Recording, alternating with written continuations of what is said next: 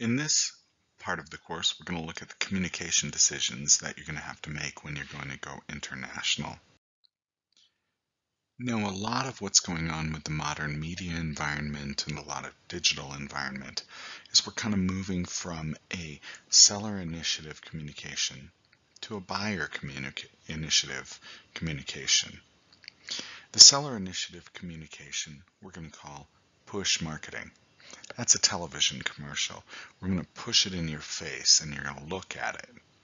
This is often the traditional way we're going to look at communication.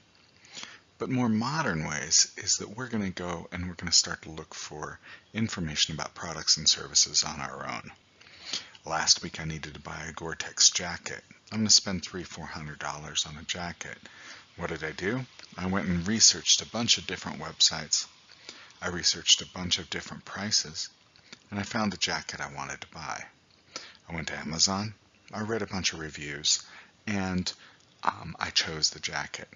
This is the idea of pull marketing or reverse marketing.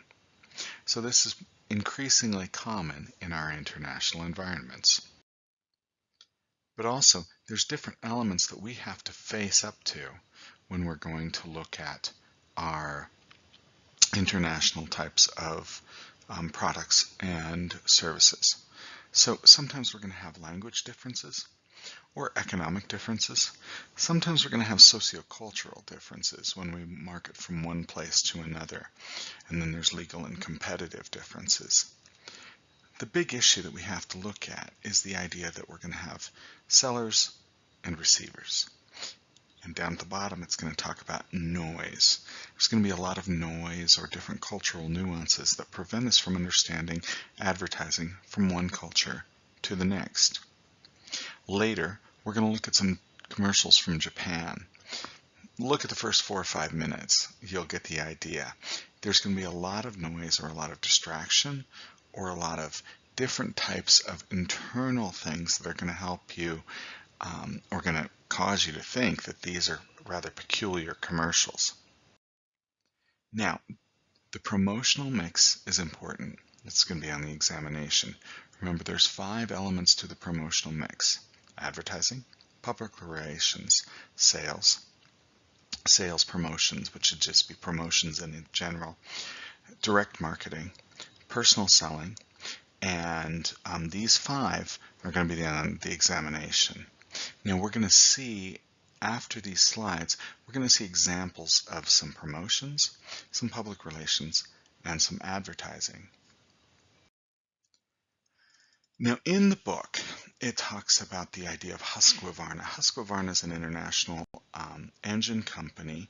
They're most famous in Colombia for motorcycles. And they have motorcycles that normally are going to be in motocross, off-road types of motorcycles. What Husqvarna is going to try to do is they're going to try to build a relationship with you. They use their communication to build a relationship with the client and then convince the client and then eventually get trust from the client. But how do they do this? A concept we had similarly earlier in the semester, which is called 360-degree marketing. If you remember, we saw 360-degree marketing when we looked at Bulgari. So when we saw Bulgari B01, what Bulgari tries to do is have 360 marketing, or surround the client with different types of media or different types of communication. Now these can be traditional media communications, press kits, social media campaigns like an Instagram or Facebook, or endorsements from particular people. We're going to call many of these influencers. Both Husqvarna and Bulgari use this concept of 360-degree marketing. Now that's the end of lesson 10.1. There's going to be a lot of commercials and a lot of different media after this, so enjoy, and we'll see you for lesson 10.2. Thank you so much.